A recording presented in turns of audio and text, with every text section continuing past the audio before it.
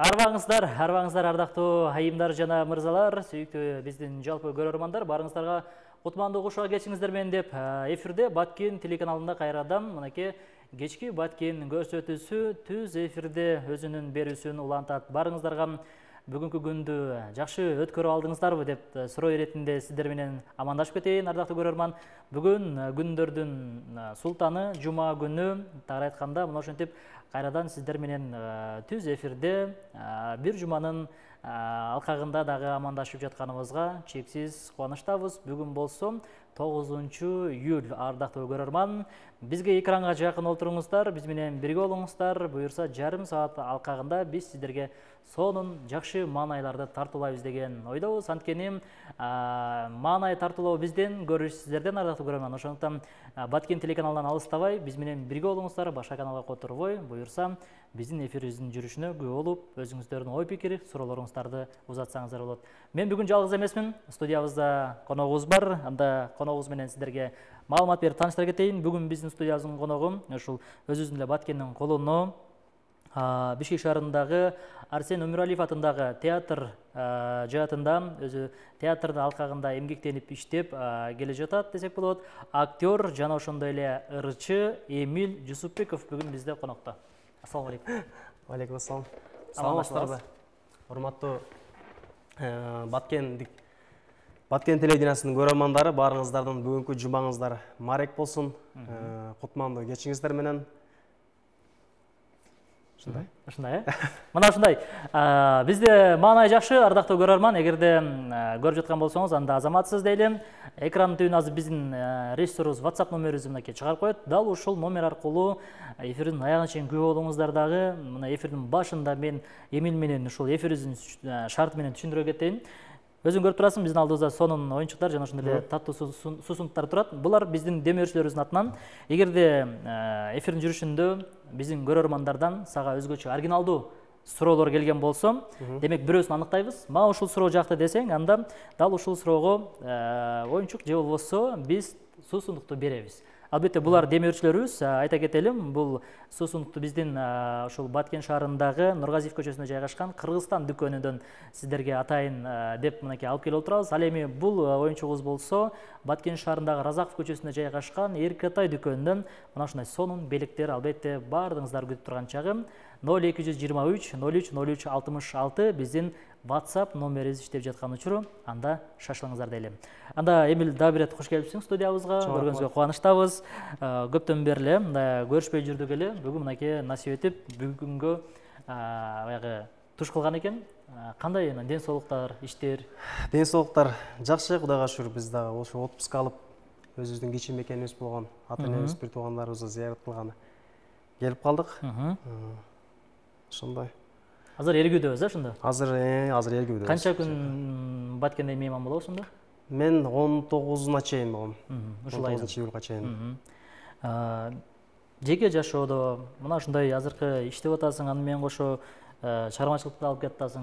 Эмнелер болуп атат жаңылыктар? Азыр акыркы жаңылыктар июлдун 3-үнөн 12-июлга чейин Москвада центр Мерхольдада Нонейм аттуу фестиваль болуп келди. Биз 705 творческий центр менен ошол жака фестивалга барып катышып келдик. Ал жакта ушундай стандарттуу эмес спектакльдердин фестиваль экен. Ошон үчүн бизде да ошол Гнездо Уя деген бир стандарттуу эмес бир спектакльбиз бар болчу. Ошол спектакль менен барып Россия жергесинде көрсөтүп келдик. Кыргыздарга же орустарга аралашыппы? Аралаш. Кайсы тилде болду ошондо? Кыргыз, орус тилинде болду. Буюрса буга дагы кайтып келебиз эфирдин жүрүшүндө, ардактуу көрөрман. Бүгүн Эмиль өзүнүн да бир талантын ачып, мынакей комузду дагы ала келген. Дал ушул комуз кошосунда да жагымдуу музыкаларды сиздерге тартуулайбыз. WhatsApp номерибиз иштеп атат, дагы бир эскертип кетебиз. 03 03 66 223 коду менен бизге байланышка чыксаңыздар, же болбосо чалсаңыздар болот. Анда бир жагымдуу музыкалык чыгарма менен баштайлы. Комузду буга чейин эфирден сырткары айтып калдым. Буга чейин келгенимде үйрөнө элек болчумун. Эми эфирлерге чыгып калсам деп үйрөндүм деп. Кандай үйрөндүк? Сулукпу же бирөө? Биздики ушу сулук менен эле. Нота жакшы тааныбайм. Ушу сулук менен ойноп келатам. Ушу эфирлерге келгенде, эфирлер менен чыгып калганда комуз менен ойноп коеюн деп сиздерге. Жакшы болот анда. Кайсы чыгарманы биздин көрүүчүлөргө арнайбыз? Азыр элдин баары кечки тамагын ичип, чай ичип, дасторкондун астында отурса, мен Рыспай Абдыкадыровдун Таанышыңдай карагым деген бир жагымдуу чыгармасын аткарып Сонун.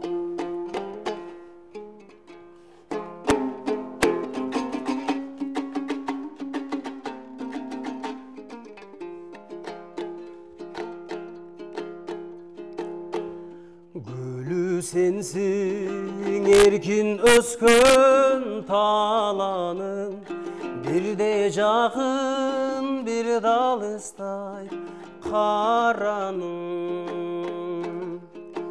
Жүрөктөр төбай жөлөнүмдү куйкалап, түрттүң мени түпкүрүнө сананын. Жүрөктөр төбай жөлөнүмдү куйкалап, түрттүң мени түпкүрүнө сананын.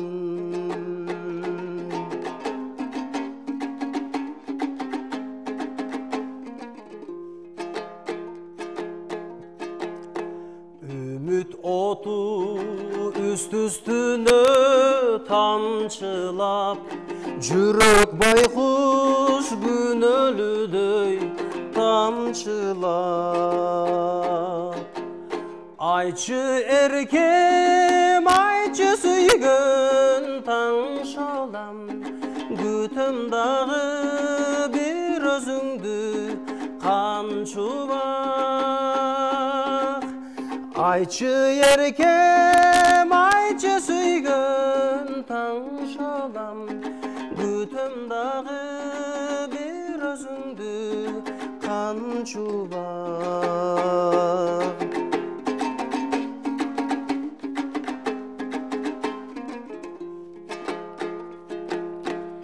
Gezikende salkın tartsa kavağın, men ansayın tumçuk kamsıp kalamın. Sezimdeki jakşı uçurdu candan tır, жоқ degende tanışыңдай karağın.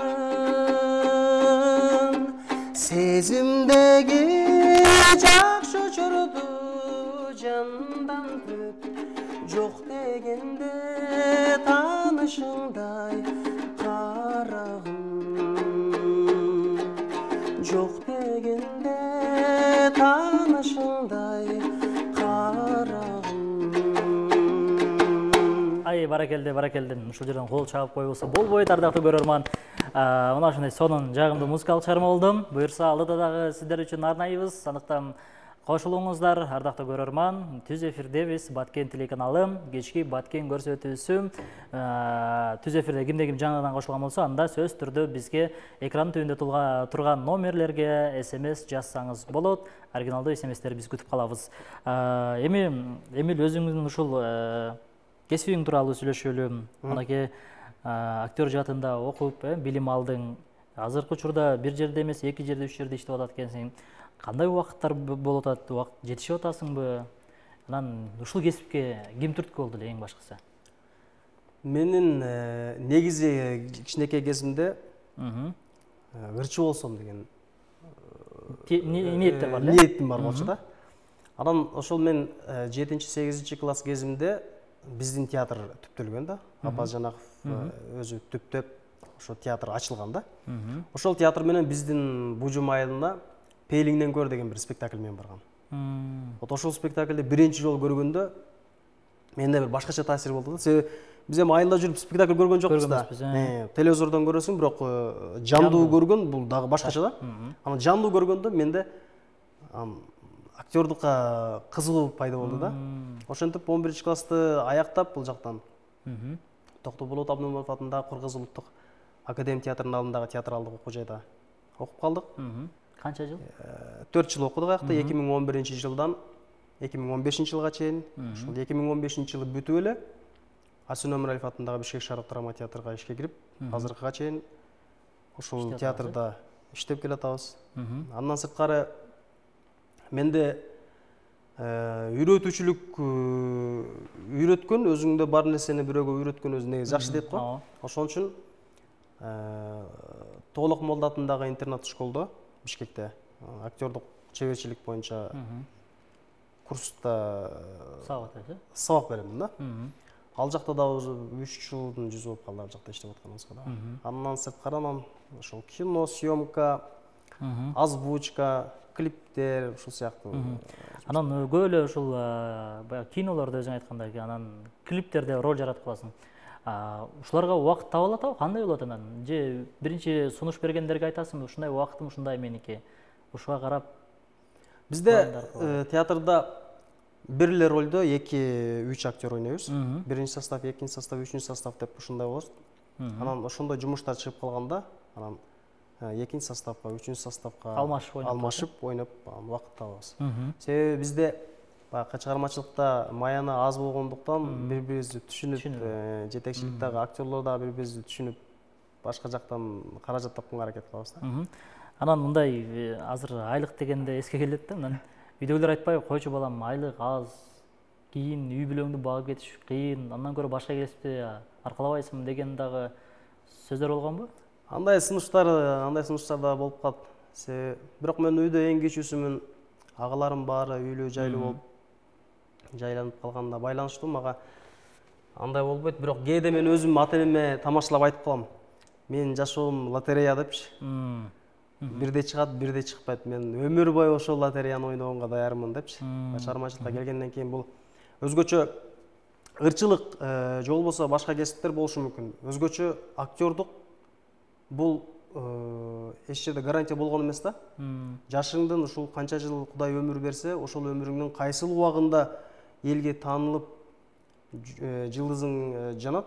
Вот ошондой болот да. Бул баягы жаш кезде же болбосо каргы кезде деген түшүнүк жок. Эми кайсыл убакта, мындайча айтканда, жылдызың жанып калса, балким ошол убакта атың чыгып калат да. Буюрса. Сонун жакшы. Анан биз азыр көрүүчүлөрдөн дагы СМС билдирүүлөр келип атат. Салам алейкум дейт, Баткен элим. Мен Чек айылындагы Нурайым Сабина Раяна Байбол, бек болго салам айтам, чоң рахмат деп 385 абоненти билдирүү калтырган экен. Саламатсыңарбы дейт, Расул, Эмил сага ийгилик, жакшырлардан аткарып берчи, бужундан насиба дейт, азаматсың эмикем деп 226 абоненти билдирүүсүн калтырган экен. Рават айылынан салам дейт, үй бүлөбүз менен көрүп жатабыз деп 389 абоненти билдирүү калтырган экен. Рават айылына да бизден чоң салам, бужунга да салам. Дагы кайсыл жактан көрүп атасыздар, өзүңүздөрдүн ушул дарегиңиздерди да жазып койсоңуздар, анан суроолорду берсеңиздер сөзсүз түрдө болот. Анан ушул суроо эле эми баягы башында, эфирдин башында айтылды. Ушул Орусия жергесине барып, спектакль коюп кел деп, кандай жолдор менен ушул каржы маселеси кандай болду? Барып келиш, ал жакта жатакана дегендей. Бизде ошо No Name фестивале баарын колдоп берди. Жатаканабызды жанакындай суточный деп коет го, тамак аш ошонун баарын ошол No Name фестивалында уже бюджети жакшы экен. Бизди колдоп берди. Анан эң негизгиси тажрыйба алмашуу. Биз ойлой беребиз, Москва десе эле башка жакка кетип калган депчи. Алар бизден тажрыйба алат, биз алардан тажрыйба алабыз. Эң негизги максат ал жерде баягы биринчи орун, экинчи орун деген нерсе жок. Эң негизги максат баягы достук и тажрыйба алмашуу да. Тажрыйба. Анан канча киши барды ал жака? Ал жака актёрдук состав 4 киши бардык. Анан биздин менеджерибиз, администратор ошол болуп 7 киши барып келдик. Анан ошол көрүүчүлөрдүн арасынан ушу баткендиктер да барбы экен? Баткендиктерден жок экен, бирок Баткен театрында азыр унутуп калдым. Баткен театр бир театр ачылыптыр. Бир эжекебиз ачыптыр. Москвада, Москвада өзлөрүнчө театр ачыптыр. Аян театр ачылыптыр. Ал жерде могу Карабактан бир жигит бар экен, ошол составда бар экен. Биздин спектаклибизди көрүп бүткөндөн кийин анан бизге барып битке сүйлөп бериңиздер, же болбосо как мастер-класс сыяктуу өтүп бериңиздер деп биз барып сүйлөштүк алар менен. алар дагы өзлөрүнүн жумуштарын жакшы экен. Москвада өзлөрүнчө эч кандай айлык төлөнбөйт. Өзлөрүнчө ушу жумуштан келип чыгармачылыгын. Демек баягы чыгармачылык кайсыл жерде жүрбөгүн баары бир жөн койбойт да бул нерсечи. Мына ушундай Москвада жүрүп, демек мындай Кыргызстандын атын чыгарып бир спектакль, бул менимче жакшы бир кыргыздардын жетишкендиги болсо керек деп ойлойм да. Анан кандай өттү эми, деңгээли кандай болду? Биз өзүбүз баягы биз баргандан кийин 3-үндө бардык, а биздин спектакль уже 9-унан башталды да. 9, 10, 11, 3 күн ойнодук. Анан башка жактын спектакльдерин көрүп, өзүбүзчө ойлонобуз, биздин спектакльибиз кандай болду экен, кандай эл кабыл алат болду экен депчи. Бирок негизи Орто Азияда кыргыздардын актерлору аябай күчтүү.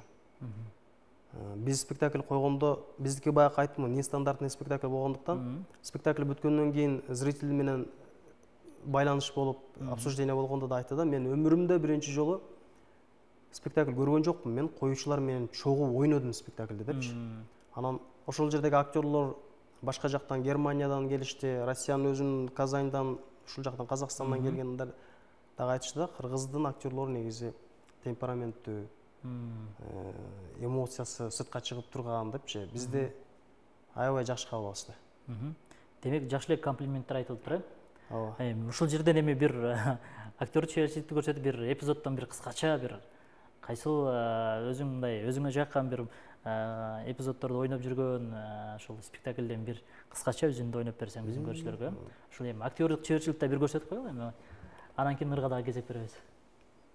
Кандай эмет берейин? Кайсыл спектакльде мындай өзүңө жаккан, эми кээде баягы образдар болот го, мисалы жаккан, анан кээде эми жакпай калса да режиссерлор сунуш кылып, мындан аткарасың, сенин колуңан келет деп, эми баягы кээде адам өзү каалаган нерсеси келбей калса, өзүгө мындай жакпай калышы мүмкүн. Анан эгер өзү сүйгөн бир роль келип калса, аны майын чыгарып аткарат эмеспи? Ушундай бир майын чыгарып, мен ушул Бизде баягындай да спектакль болгондо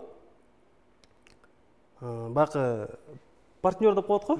Спектакльдердин баары эле партнер менен да, мисалы үчүн эгер азыр мен өзүмдүкүн эле айта турган болсом, көрүүчүгө түшүнүксүз болуп калышы мүмкүн да, бул эмне жөнүндө айтып атат депчи. Себеби биздики сөз диалог менен турат да, актер театрдыкычы өзгөчө, театрдыкычы. Ошон үчүн мен комуз менен эле ырдап берип элдерге эмет. Болду, анда ошол жерден кайрадан сөзүнөн кармап комуз менен ырдатабыз анда.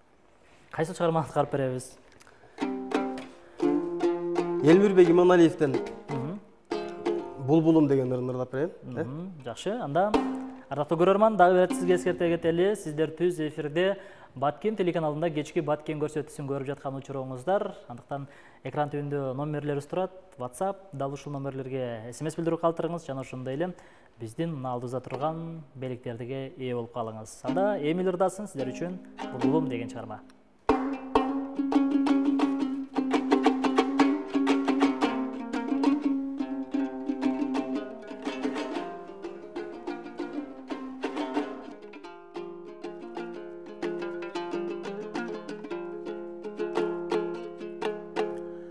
Ар кештең ар таңда боздоп сайрап, азгырып сезимди козгоп сайрап, бир булбул булугуп келет күндө, биз жүрчү алма бактей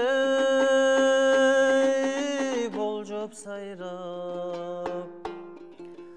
Ал шактан адашып күгүм калган, ар шактан алмадай сүйүм калган. Ал сүйүм булбул кең айланганбы, ашыгын издеген ой үрүл таңды.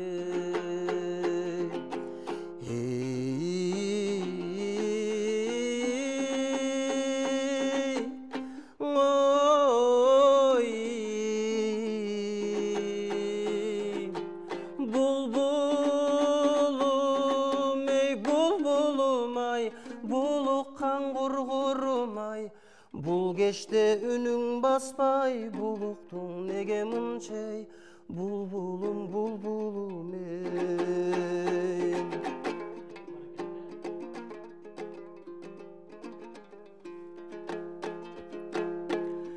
Жаңшайсың жаш бұлбұл тоқтобоғын, жашоодо жан жоқ ей боздобоғын. Жашыймын көбестеп ал күндөрдү, жаштығым жаштықаң ей оқшобоғын. Сайрашың ал күнді еске салып, санар қаймал күндер четте қалып. Булыққан бұлбұлдай сені жоқтойм, бұйрықсыз сүйімді мені жоқтоп алып. Бұлбұлым, бұлбұлым ай, бұлыққан құрғырым ай, бұл кеште үнің баспай, бұлықтың неге мұншай, бұлбұлым, бұлбұлым ей. Бұлықтың неге мұншай, бұлбұлым, бұлбұлым ей. Ай, баракелді, сонун чыгарма. Мына ушундай сонун чыгармалар албетте элдин жүрөгүнөн түнөк табат. Албетте бул элдин жүрөгүндө жашайт. Ардактуу көрөрман, ада биз болсо улантабыз. Негизи музыкалык билимиң жок бирок, Музыкалык билим жок. Планда барбы? Же ушул жака жетишет эми, 30га чыгып калган кечке азыр уже дагы деле окуп атабыз овочный. Кайсыл Азыркы эскиден менеджмент управление культура боюнча экинчи диплом буюрса эмки жылы. Бир жыл калды. Жакшы, азыр бизде СМС билдирүүлөр бар. Бужундан үкөлөрүң Марат менен Айдадан салам деп СМС билдирүү жиберген экен. Ассаламу алейкум дейт. Эгер сиз башынан кайра 11 классты бүткөнүңүздө кайсы кесипти тандамаксыз деп 606 абоненти билдирүү калтырган экен. Мен кайра эле ушу актёрдук кесипти тандамакмын, бирок мектепте өзүм окуганга караганда жакшыраак окуганга аракет кылмакмын. Мектеп деп калдык. Мектепте канчага окудуң эле? Ортодон өйдөрөөк, жакшыдан ылдыйраак. Ошондо 4+4 минут окуган, ошондой окуп калдым. Жакшы. Анан мисалы дагы 30га чыгып калдым деп атасың, дагы 20 жылдан кийин Эмиль Жусупбеков кандай адам болуп калат ошондо? Дагы эле ошол чыгармачылыкта жүргөн, кинолорго, клиптерге тартып жүргөн Эмилди көрөбүзбү же кандай? Кудай буйрса, сөзсүз түрдө биздики эми актёрдук өмүр бою чал болуп калсаң чалды ойнойсуң, жаш болуп калсаң жашты ойнойсуң дегендей. Образ тандабайт. Образ тандабайбыз. Жакшы, мына ушундай ардактуу көрөрман, биздин демөөрчүлөрүбүздү эскерте кетели. Бул биздин демөөрчүлөрүбүздүн бири Эркетай дүкөнү Баткен шаарындагы Разаков көчөсүндө жайгашкан. Жаңы төрөлгөн ымыркайдан баштап 12 жашка чейинки ымыркайлардын, улан кыздардын кийим кечесин же болбосо мына ушундай жакшы баягы оригиналдуу жана ошондой эле эң мыкты сапаттагы оюнчуктарды, кийим кечелердин баардык түрүн тапсаңыз болот. Баткен шаары, Разаков көчөсү, ориентир болсо Курманжан дүкөнүнүн артка жагында эле жайгашкан. Келиңиздер, ошол жактан өзүңүздөрдүн балаңыздарга, кыздарыңыздарга мына ушундай жакшы бир майрамдык маанайын көтөрүп койсоңуздар болот. Жана ошондой эле андан сырткары биздин кийинки демөөрчүбүз бул Кыргызстан дүкөнү. Албетте Кыргызстан дүкөнү бул арзан жана дүң баада, чекене баада сиздер үчүн албетте эшиги ачык. Нургазиев көчөсүндө жайгашкан. Келиңиздер, өзүңүзгө үй күнүмдүк тиричиликке керектүү баардык ушундай таттууларды жана ошондой эле үйгө керектүү продукталардын баардык түрлөрүн тапсаңыз болот. Мен дал ошол дүкөндөрдү сиздерге сунуштайм. Анда биз болсо алдын көздөй улантербиз. СМС билдирүүлөр бар. Эмил азаматсың, ишиңе ийгилик, үнүңө береке дейт. Жакшы абдан ырдадың, жакшы жагымдуу музыкалардан аткарып берсең дейт. Сөз түрдө кийинки СМС билдирүү: Эмил, сага чыгармачылык ийгилик каалайбыз. Качан үйлөнөсүң деген СМС билдирүүлөр бар экен. Дароо ушул суроого жооп берип кетели. Азыр менче көрүп аткандар, өзүң дагы жашыңды айтып калдың, 30га келип калды. 30га чейин. 30да эмесмин, мен жашмын, мен 27-демен азыр. 30га чукулдап калдым дегеним го. Кудай буйрса ушул жылы үйлөнсөм деп турам. Бир жакшы өзүмдүн өмүрлүк жарымды таап. Азырынча жок. Азырынча жок деп айтсам болот эми. Анан көп эле баягы чыгармачыл инсандардын тапкандары ушул чыгармачылыкта болуп атат да. Сеники дагы балким актрисалардан болуп калбайбы ушундай? Өзүңдүн коллегаларыңданбы? Чыгармачылыктан негизи өзүм чыгармачылыктан үйлөнгүм келбейт.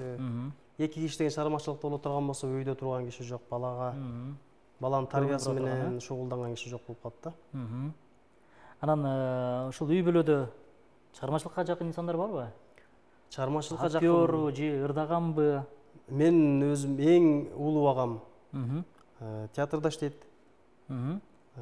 Баткен театры, Апажанов атындагы Баткен музыкалык драма театры ачылгандан бери азыркыга чейин ушу мен Тыныбек Мавлянов деген эң улуу агам Баткен театрында иштейт, Дом культурасында.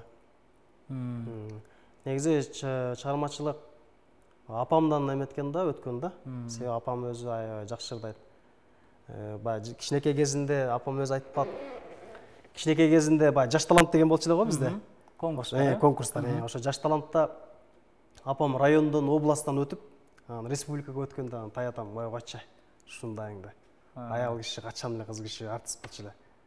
Токтотуп салгам да. Ошол үчүн ошондон апамдан өтсө керек деп ойлойм да өзүмчү. Демек, мына ушундай. Демек, таятабыз токтотпогондо Айша апабыз анда азыр Саламат Садыковадай болуп, Канике Эралиевадай болуп ырдап. Кыргыз эстрадасынын мадоннасы болуп жүрмөк экен да. Примадоннасы болуп. Примадонна мынакей. Каяктан экен десе, Баткенден деп. Буюрса эми баягы ата эне кыялданат го, мен жетпегениме балдарым, кыздарым жетсин деп. Буюрса мына келечекте мына сен бар экенсиң, ушул агаңдын уул кыздары балким сөзсүз түрдө ата эненин милдеттерине ушундай жетпей калган ойлорун, максаттарын жеткирет деген ойдобуз. Анда кийинки смс билдирүүлөрдү окуй берели. Кутмандуу кеш дейт, Эмил талантың ташкындай берсин, биз Сары Тала айылынан көрүп жатабыз дейт. Үнүңө береке, өзүңө жаккан ырыңдан аткарып койсоң деп 817 абоненти билдирүү калтырган экен. Саламатсыздарбы дейт Расул байке, Эмил байке, ишиңиздерге ийгилик дейт. Эмил байке, булбулдай үнүңүз өчпөсүн, чыгармачылык ийгилик каалайм дейт. Аппак сүйүү деген ырды комуз менен аткарып бериңиз, суранам мен Дилярам дейт. 310 абоненти билдирүү калтырган экен. Чоң рахмат Дилярам. Сөз түрдө аппак сүйүүнү билебиз тексттерин, сөз түрдө азыр ушул жерден орундатабыз Дилярам. Кийинки смс билдирүү да бар. Чыгармачылык ийгилик каалайбыз, эфир сонун болуп атат дейт. Чоң рахмат. Сонун болуп аткан болсо дагы смс билдирүү жазыңыздар. Ардактуу көрөрман, экран түбүндө биздин номерлерибиз турат. Бизди кайсыл тараптан, кайсыл областыбыздын кайсыл бурчунан көрүп атасыз? Ошол жагынан дагы салам айтып, бар экениңиздерди билдирип коюңуздар. Анда Дилярам карындашыбыздын суранычын орундаталы дагы. Аппак сүйүүлөргө кезек берели.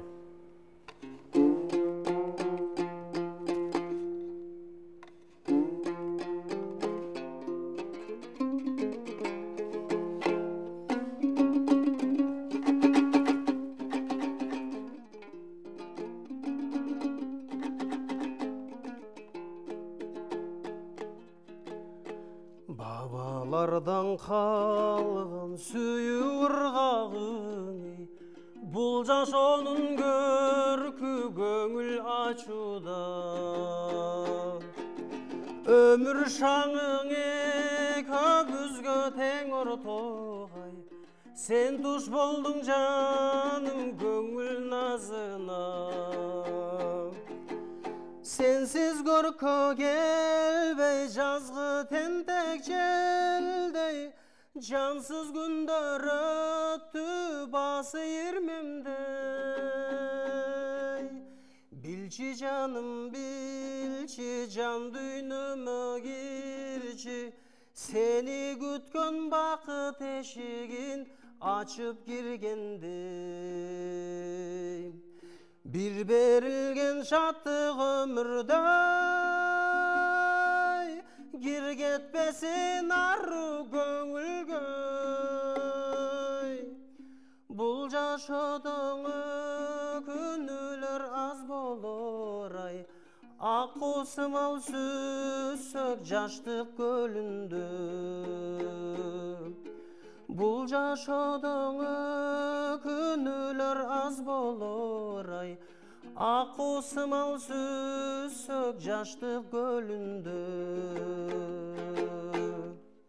Баракелде. Мына ушундай сонун чыгарма, мен дагы күтүп аттым эле, дагы улантат го деп, бирок образды бузуп койдуң дейм. Сонун. Анан ушул көбүнчө эми комуз үйрөндүң, мындай кандай тематикадагы ырлар көбүнчө ырдап атасың? Мен өзүм кичине жай ырларга жакынмын. Жай, ушундай комузга түшө турган. Комузга түшө турган. Анан дагы башка аспаптарда үйрөнөйүн деп атасыңбы? Эми кийинки эфирге келгенде аккордеон көтөрөсүңбү? Аккордеон аябай кыйын. Комуз да аябай жакшы такшалып эмет буюрса. Эми бул баягы комуздун 3 кылы көрүнгөн менен бирок баягы ноталарды билбесең өтө кыйын болуш керек менимче үйрөнүш. Ал үчүн сулук дагы бирок мындай кандай десем, адамдын өзүнүн бир каалоосу болуш керекпи? Кандай билбейм, каалоосу болуш керек. Үйрөнүштө өтө кыйын болуш керек, Бизде училищеде окуп жүргөндө биздин Тилек Жумагазиев деген агайыбыз бар, директорубуз. Ошол киши бир дагы Бишкекте, Кыргызстанда бир да театралдык окуу жайларда комуз сабагы жок. Бизде ошо театралдык окуу жай, биздин окуу жайга ошол комузду киргизген да. Анан негизи кыргыз актер болгондон кийин спектакльдерде сөзсүз комуз аралашат. Исторический спектакль коюлганда комуз аралашат. Ошондо силер фонограмма кылбай өзүңөр ойношуңар керек. Силер бул комуз менен ырчы болуп кетпейсиңер. Бирок сахнада сөзсүз өзүңөр живой ойношуңар керек деп ушундай эмечи. Буюрса Тилек агайыбыздын эмелерин, тилектерин, максаттарын орундатып атабыз. Мен комуз үйрөнгөндүгүм боюнча дагы мен комузум жок үйрөнгөм негизи. Бизде жанакы этюд деп коет, актердук чеберчиликте. Ошо биринчи курста этюд деп коет, ушу 5 эме дейт да. 5 эме. Эмеси жок да. Мисал үчүн, ушу комуз болсо, ушу комузду жок комузду элестетип ойноо да. Анан бизде ушу 28 студент бар болчу актердук чеберчилик боюнча, ушул 12 бала бүттүк. Ушунун баары комуз алып, менде комузум жок болчу. Анан мен агай менен сабак болуп атканда агайды караймын, агай ушунда ойнойт. Мен ошону эстеп калам колдорунчу. Анан комуз жок эле үйдөн как этюдный вариантта ушинтип так сөмөйдү басты, ушинтип баштап, ушинтип үйрөнгөм да комуздучу. Анан азыр ушул жерден сурайын деп атам да, 28 окуучудан 12си гана бүттү. Калгандары 4-курс бүткөнгө чейин отчисление болушту, өзүнүн каалоосу менен кетишти. Демек, кандай бир кыйынчылыгы барбы ушул актерлуктун? Кыйынчылыгы, албетте кыйынчылыгы бар. Бул актердук чеберчиликке актер болгонго негизи адам өзү эмес, адамдын айрына чөйрөсүндөгү үй бүлөсү дагы даяр болуш керек. Адам актердун өзүнүн даяр болуусу бул жетишсиз да. Үй бүлөсүнөн жагынан, бир туугандары жагынан, бүт бажы айрына чөйрөсүнөн колдоо сөзсүз керек. Анын чөйрөсүндө, мисалы үчүн мен азыр да досторум, классташтарым бар. Алардын да тойлоруна катышпай калам ушу спектакльдердин айынан. Анан алар дагы таарынышат, ошон үчүн мындай түшүнүү менен мамиле кылса, чыгармачылык арыш алып кетет да. Анан баягы ушу Кыргызстандагы белгилүү актерлор менен мындай бир спектакльде же болбосо кандайдыр бир кинолордо роль жаратып каласың да. Анан ушул кайсыл актердун ушул сага мындай чеберчилиги жагат? Менде мындай окуя болгон. Мындай айткан, кандай десем, мисалы, кимди баягы мындай кумир тутасың актерлордон эме? Кыргызстандан кыргыз актерлорунан. Кыргызстандан эле. Кыргыз актерлорунан мен кумир тутканым өзүмдүн агайым Марат Козукеев. Өзүмдүн агайымды кумир тутам. Себеби Марат Козукеев каза болуп калды. Агайыбыз. Менде биз эң акыркы студенттерибиз. Агайыбыз Кыргызстанда эмес, Орто Азияда один из лучших актер болуп жүрдү да. Анан таасирлери болсо, бизде Гуляйым Каниметова деген народный артист бар. Эл артисти. Анан ушул менен мен 2016-жылы Эсимде деген спектакль ойнодук. Чыңгыз Айтматовдун Самачын жолу спектаклинин пьесасынын негизинде. Ошол жерде мен Майсалбекти ойнодум. Мен өзүмдө каалоо болду, ушу народный артист менен эл артист менен ойноп калайын деген максат болуп, анан Майсалбекти күнүгө үйдө отуруп алып, көзгүнүн астында отуруп алып, анан иштеймин, Майсалбектин монологун иштеймин да. Ыйлаймын, мындай кылып даярданам, бул жерде мындай кылышым керек экен деп ушундай даярданам да. Анан спектакль болгон күнү жанакы репетициядан эч нерсе жок да. Жанакы Гүлайым эженин энергиясы, партнер болгон эмеси, таасири өтө күчтүү да. Перевоплощение деп коет го. Кейиптен кейипке өтүү деген. Ушунчалык күчтүү. Гүлайым эжени карап атып, мен уже такыр башка Майсалбекти ойнодум да. Өзүм даярданган Майсалбекти эмес, андан жакшы Майсалбекти ойнодум да. Ушу Гүлайым эженин жардамы мененчи. Бул кишилер эми баары бир Москвадан ГИТИСтен бүтүп келген эжелерибиз да. Актерлор бардык жерден баягы кандай образ болбосун аткарып көтөрөт, ыйлай турган жерде ыйлайт, күлө турган жерде күлөт. Бул уже кандай силерге көнүмдүү эле адат болуп калса керек менимче. Бул актердук аябай тонкий нерсе деп коет, аябай. Ушу биринчи курстан биздин даярданып атканыбызды башка бирөө көрсө, булар жинди болуп калган го деп ойлошот да. Сөзсүз баягындай кичинекей нерседен, этюдтан отрывок ойнойбуз, ушинтип атып анан бышып кетет да. Биз дагы деле быш элекпиз, өзүбүз делечи.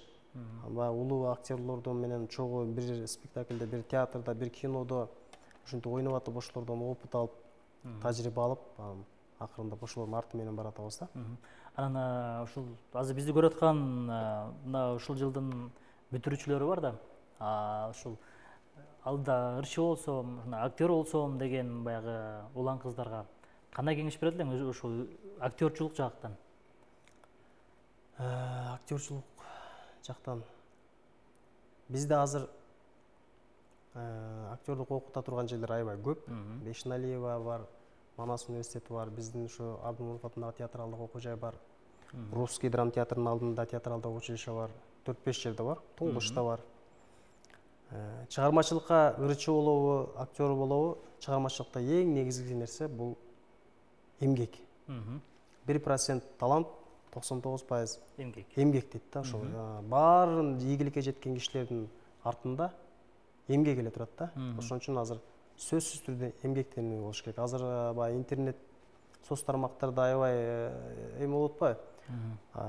Ошо соц тармакта жылдыз эмес, профессионал эмгегиң менен окуп, кайсыл тармакта болгон ошондон сөзсүз профессионал окуу, билим алыш керек деп ойлойм да өзүмчү. Билимдүү сөзсүз түрдө баягы өзүнүн кесибинин майын чыгарып, ийни жийине жеткирет деген ойдосуз. Анда убактыбызда карасам азайып барат экен, эми бир чыгарма болсун. Мен эркин микрофон берейин. Чыгарма бул аны. Бир кайсыл чыгарманы аткарып бересиңдей, бир куплет болсо да болсун болот.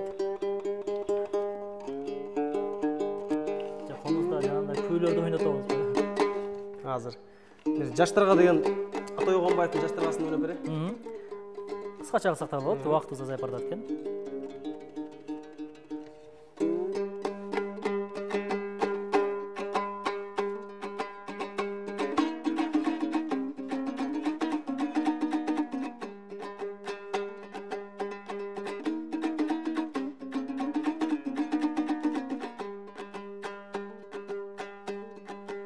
Bulbullar gana süyöte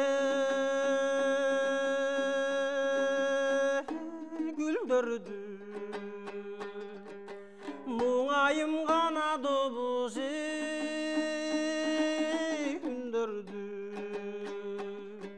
Buralap basıp sırdaşkan ey mınday kutmandu kırgız. Jeri biz oy, jeri biz ay ay.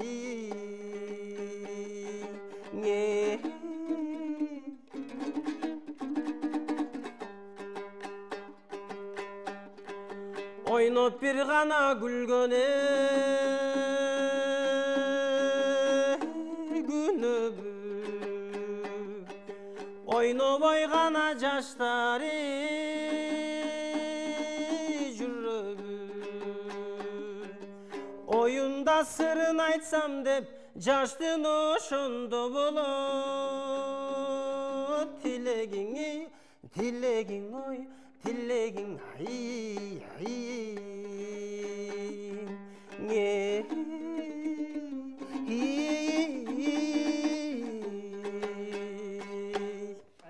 Баракелде, чоң рахмат, ыраазычылык айтабыз. Эмил, мына ушундай убактыңды бөлүп, сонун баягы 40 мүнөттүк эфирибизди сонун кылып өткөрүп бердиң, ыраазычылык. Анан эми биздин суроолорубуз жалаң гана калуу тилектер болду. Бардык СМС билдирүү жибергендерге чоң рахмат. Негизи биз суроо деп сиздерге айттык эле, бирок калуу тилектер болду. Ошентсе дагы ыраазычылык айталы дагы. Эркин микрофон берели, кыска нуска, мынакей камераны карап сүйлөп алсаң болот. Сиздерге чоң рахмат. Биздин мен кичи мекеним болгон Баткен телевидениясында эл менен төз байланыштырып, өзгөчө жума күнү Байланыштарыңызга терең ыраазычылык билдирем. Сиздердин дагы тилеңиздерден дайыма жакшы жаңылыктар болуп турсун. Элибизде тынчылык, аманчылык болсун. Да берет. Чоң рахмат, Эмил мырза. Ардактуу көрөрман, бүгүн бизде конокто Бишкек шаарындагы Арсен Өмүралиев атындагы театрдын актёру жана ошондой эле мына ушундай өзүңүздөр көргөндөй эле ырчы, көп кырдуу талант десек болот.